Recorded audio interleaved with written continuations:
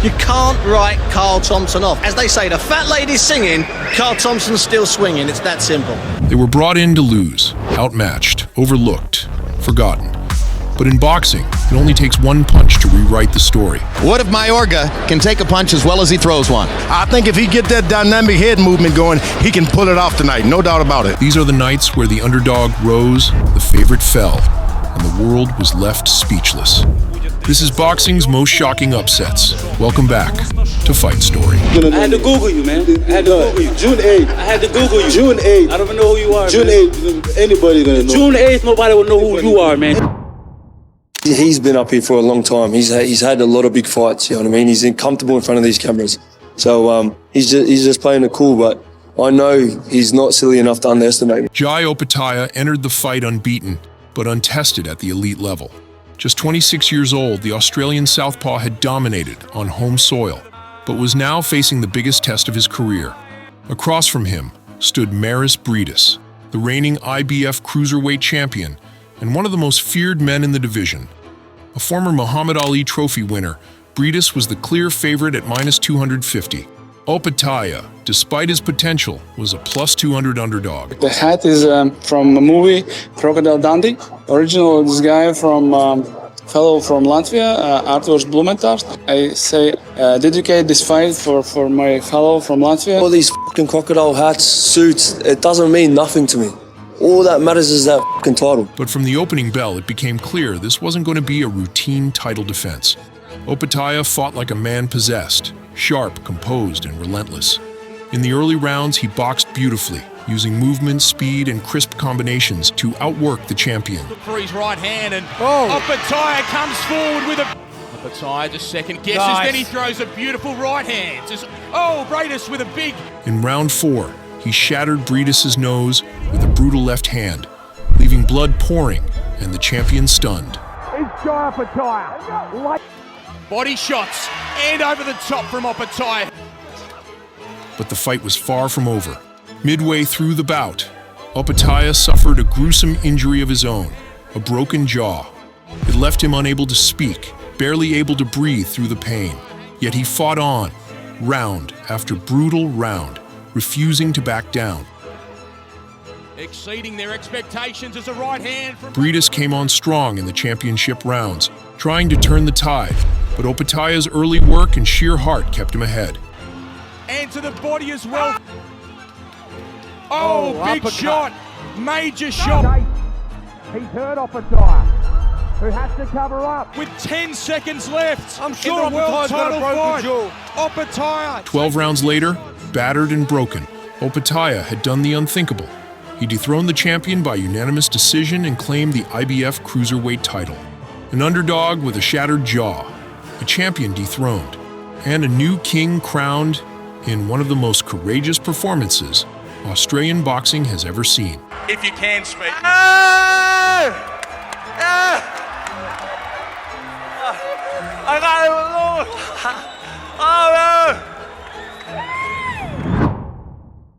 I really feel like Avanesyan was the favourite in 2018, and even when the fight was made in March of last year.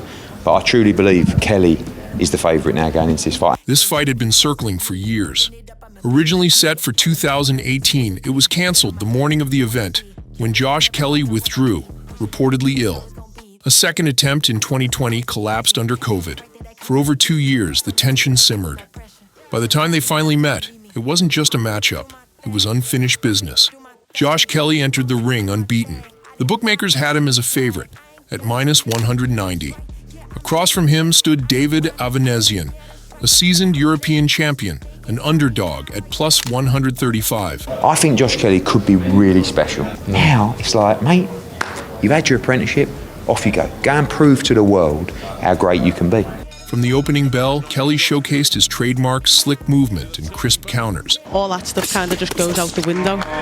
Quite quickly, there's too much to be concerned about. This is sharp. Kelly looked sharp, even wobbling Avanesyan. Caught Avanesyan was wide open there. But Avanesyan remained undeterred, pressing forward relentlessly and dragging Kelly into deeper waters. By the 5th, the momentum had shifted. Kelly's earlier brilliance began to fade under Avanesyan's constant pressure. Rio was one as well. She's been victorious in that. But finally, in the 6th round, Avanesyan floors Kelly with a brutal combination.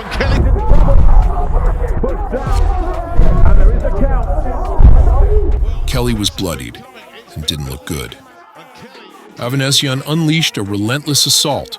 Kelly's legs buckled, and his corner, recognizing the inevitable, threw in the towel. The hype train had been derailed. The underdog had seized the moment. He predicted it, he predicted it. Like I said, man, it's f***ing strong, mate. Yeah. Like, strong. You now next Khalil fight. No? You ruined it. You ruined it. Now I'm not happy because you ruined it. What if Mayorga can take a punch as well as he throws one? Not only take a punch, but able to bob, weave, keep his head out of the way after he's thrown those vicious punches. I think if he get that dynamic head movement going, he can pull it off tonight, no doubt about it. Vernon Forrest was riding high, undefeated, respected, and fresh off back-to-back wins over Shane Mosley. At -700 odds, the reigning WBC welterweight champion was seen as a dominant force, too skilled and too sharp for a wild brawler like Ricardo Mayorga. Mayorga, a chain-smoking Nicaraguan brawler, was a +700 underdog, a chaotic force of nature known more for his trash talk than refined technique.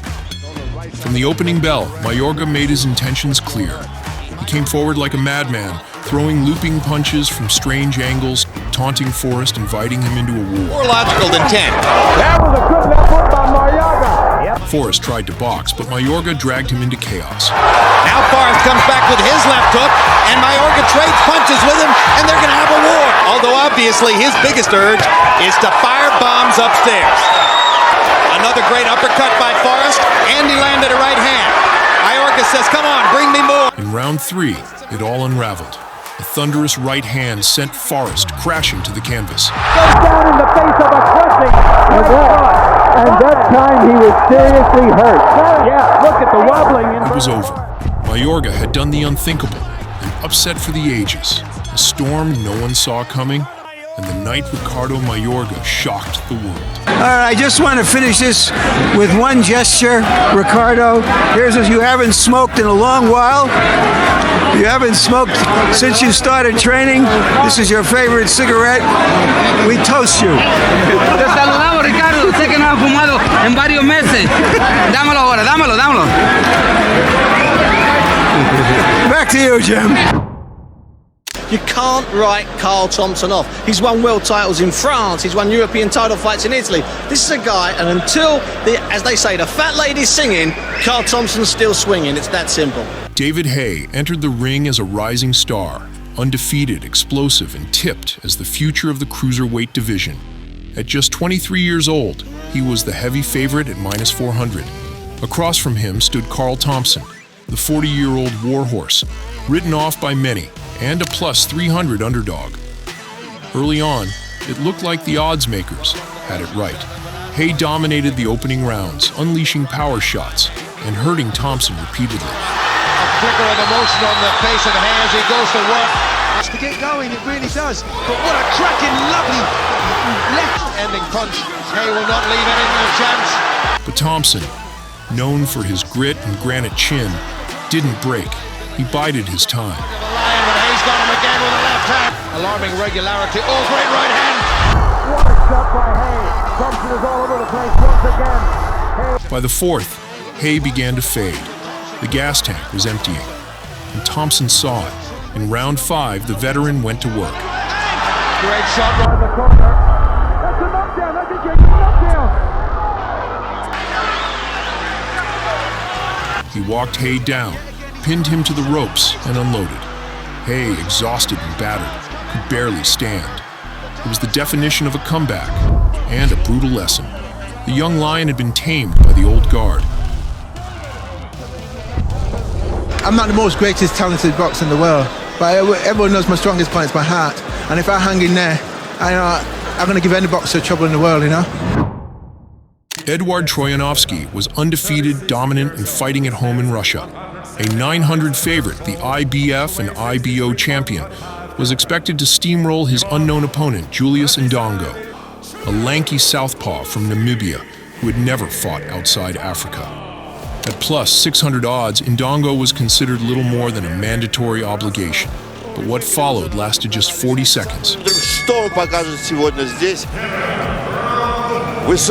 Бой двух боксеров, которые до этого не проигрывали. From the opening bell, Indongo launched an overhand left from hell. It landed flush, and Troyanovsky was out cold. Вот это да! Первым же практически точным ударом. Левый прямой, точно в челюсть. It was sudden, it was violent, and it was one of the most shocking upsets in recent boxing history. Julius Indongo didn't just silence the crowd, he silenced the division. 2 belts, 1 punch.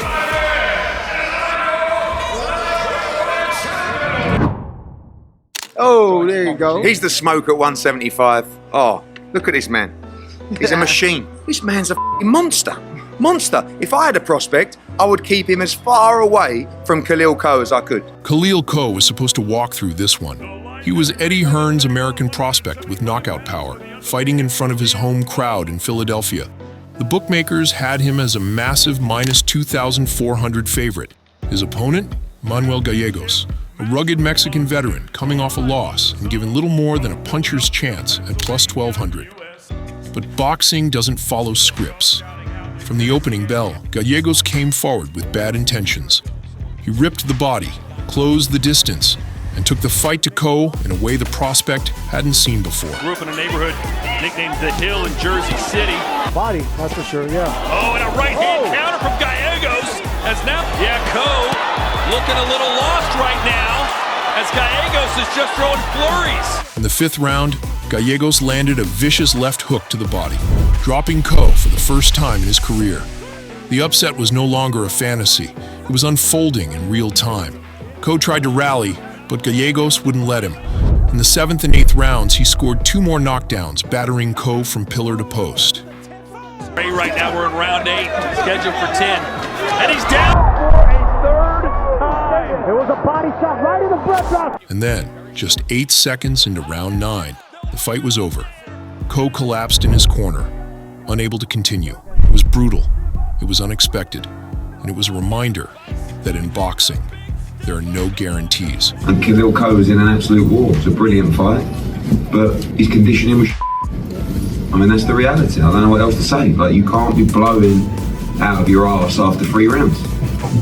If you want to go on and become a world champion fighter, you got to live the life, and you got to be ready to go to the trenches against someone like Manuel Gallegos, who's not anywhere near world level. King is trying to set up a fight between Imam and Mayweather for the start of next year. And I'm going to make Amir, you know what I mean, the good guy, you know what I mean? He's going to be the Robin Hood, you know what I mean, taking it from the rich and giving it to the poor. Amir young master Imam was considered one of the hottest rising prospects in boxing. Undefeated at 18-0, with 15 knockouts, a flashy style and serious power. He was the WBC's top-ranked contender at 140 pounds and had been dubbed the next big thing by promoter Don King. The odds reflected the hype. Imam was a heavy favorite, coming in around minus 1,200. His opponent, Adrian Granados, was seen as a solid journeyman, tough, gritty, but not on Imam's level. Granados came in as a plus 600 underdog, expected to be another step on Imam's road to a title shot. But from the 2nd round on, everything changed. After being dropped in the 1st round by a clean right hand, Granados got up and flipped the script. He pressured Imam relentlessly, turning the fight into a war of attrition. Round after round, Granados pushed the pace, digging to the body and breaking down the favored contender. There's another combination from Granados. I want to say there's a left eye cut with a loss. Yeah. 1 minute remaining in round 8. By round 8, Imam had nothing left. Granados unleashed a barrage of punches, and the referee stepped in to stop the fight. It was one of the most unexpected results of the year. A hyped prospect humbled, a title shot derailed, and a gritty underdog proving once again why boxing is the sport where anything can happen. You can't cheat boxing, man. You can't cheat boxing, and if you cheat boxing, it'll show. And that loss, you know, was a learning curve in my career, turning point in my career, and I definitely will be back and bounce back. You talk about you fight a guy like the career was finished 40 years old, 40 years old, more than that, and now you think you're gonna do something. Not in Montreal. I'm in my town now. Chad Dawson was the reigning WBC and lineal light heavyweight champion, a slick southpaw who had shared the ring with legends like Bernard Hopkins and Antonio Tarver. Despite being knocked out by Andre Ward in a fight down at super middleweight, Dawson was still considered the man at 175. The odds makers agreed. He entered the fight as a favorite at around -170. Adonis Stevenson, a Canadian slugger with a troubled past and a sledgehammer left hand, was viewed as dangerous, but untested at the elite level. A +140 underdog, Stevenson was stepping up in class. Nobody knows Adonis, Superman. Nobody knows you. That's man. Nobody knows. Never heard you. They're gonna know me. June 8th is gonna know me. I had to Google you, man. I had to Google you. June 8th. I had to Google you. June 8th. I don't even know who you are. June 8th. Anybody's gonna know. June 8th, nobody will know who you are, man. Trust me. Anybody's gonna know me. You getting this opportunity, man. In the very first round, Stevenson launched his signature left hand and it landed flush. Dawson crumpled instantly. The fight was waved off at just 76 seconds. One punch, one round. A new champion crowned in brutal fashion. Adonis Stevenson didn't just win, he detonated on the division with one of the most shocking one-punch knockouts in light heavyweight history. Chad, what happened tonight? The punch I didn't see. You caught me, and that was it. Corrie Sanders is a 224-pound fighter with a 1 golf handicap. Tonight takes on Sanders, who has fought only 3 rounds in the last 3 years. Corrie Sanders was supposed to be a warm-up. A 37-year-old part-time golfer with only 1 fight in 2 years, stepping in on short notice. Wladimir Klitschko was undefeated, dominant, and expected to steamroll him. The odds reflected it. Klitschko was a -2,000 favorite. Sanders, a +1,000 underdog, given almost no chance. And then came round 1. And appears to attack more aggressively, but Wladimir says... Sanders came out fast, too fast. Hard left hand by Corrie Sanders. Left hook lands for Klitschko, right hand to the body. Left hand by Sanders, snap. With a good solid punch by a good puncher, he hits hit again. A straight left hand dropped Klitschko like a stone. The crowd was stunned. The heavyweight division had just been flipped on its head. Goes left eye, right on the eyebrow. Long time to go in the round. Wladimir down a second time. In round 2, Klitschko tried to survive, but Sanders wasn't finished. Another left hand, another knockdown. There are 2 minutes, 53 seconds to go in this round. And he's not seeing that left hand. Instead of holding, and this is not going to go well. The referee had seen enough. Corrie Sanders had just pulled off one of the most shocking and brutal upsets in heavyweight history. Congratulations, Corrie. Does this mean you're going to have to postpone your golf career? That it looks like a yes. Like I said, I always think that I had, opportunity to beat him, and I'm one of the good heavyweights in the world, and I'm sure tonight prove it. My jaw got broken in the 4th round. I kept asking him to stop the fight in the 4th round when I came back to sit down. They said, ¿Por qué traes? There's nothing wrong with you. I was like, my jaw's broken. Stop the fight. Victor Ortiz was supposed to be on the comeback trail. After his infamous loss to Floyd Mayweather, he was still a name, still a star, and already lined up for a big money showdown with Canelo Alvarez. But first, he had to get past a stay-busy fight against a smaller hand-picked opponent, Josesito López. The odds were stacked in Ortiz's favor at around -1,200, while López entered as a +700 underdog, a tough but undersized fighter, moving up in weight. But López had other plans. From the opening bell, López made it clear he wasn't here to survive. He met Ortiz head-on, traded fire, and dragged him into a war. Excuse me, by López. Oh, straight left hand, right hook. And López is hurt. Throwing caution to the wind. Hurt. Oh, my. Nice right hand. A crushing right hand. The rounds were violent. Both men landed. Both men bled. Somewhere in the middle rounds, a right hand shattered Ortiz's jaw. He didn't flinch. He didn't complain. He fought on, grimacing between exchanges, gritting through the pain. Left hook connected. But by round 9, it all caught up to him. Ortiz returned to his corner, sat on the stool and didn't rise. Yo, what's broken? Your jaw? Are you stopping the fight? Yeah, because my jaw is broken. Okay. Ortiz shockingly quit on his stool after the round, unable to continue. The upset was complete. Josesito López didn't just derail the Canelo fight, he stole the spotlight, broke the blueprint, and delivered one of the most unexpected upsets of the decade. You're winning the fight. I go, I don't want the belt. I want to go to the hospital, please. Well, come to find out, there was a blood clot in my left leg, a blood clot in my lung, and then shattered. So then I had 2 metal plates, 12 screws, wired shut. But nobody believed me it was broken.